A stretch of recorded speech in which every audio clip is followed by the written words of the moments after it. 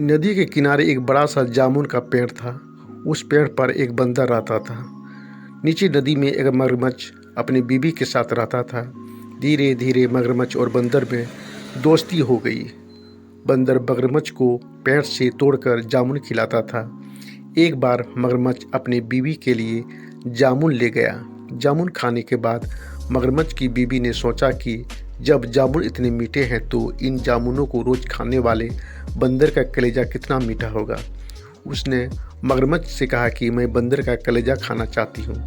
मगरमच्छ ने बंदर को अपने घर चलने के लिए कहा। बंदर झट से मगर की पीठ पर बैठ गया। बातों बातों में मगर ने बंदर को बताया कि उसकी पत्नी बंदर का कलेजा खाने के लिए उसे बुलाया है।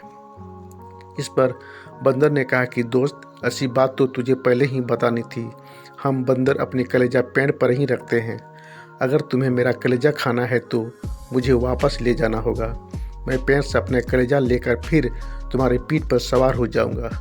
हम वापस तुम्हारे घर चलेंगे। मगर बंदर की बात मान ली और पलटकर वापस नदी किनारे पहुँचे। बंदर ने मगर से कहा कि वो अपना कलेजा लेकर वापस आ रहा है। बंदर पेड़ पर चढ़ गया। पेड़ पर चढ़ने के बाद बंदर ने मगर से कहा कि आज से तेरी मेरी दोस्ती ख़त्म। बंदर अपना कलेजा पेड़ पर रखेंगे तो जिंदा कैसे रहेंगे। कहानी से शिक्षा मिलती है कि हम पर विश्वास करें उसके साथ कभी भी किसी प्रकार से छल या धोखा नहीं देनी चाहिए। जो लोग अपने से विचार न करके दूसरों के कहने पर चलते हैं उनकी बुद्धि अक्सर भ्रष्ट हो जाती है। इसलिए मित्रता में कभी भी धोखा या विश्वासघात तो कतई ही नहीं करनी चाहिए।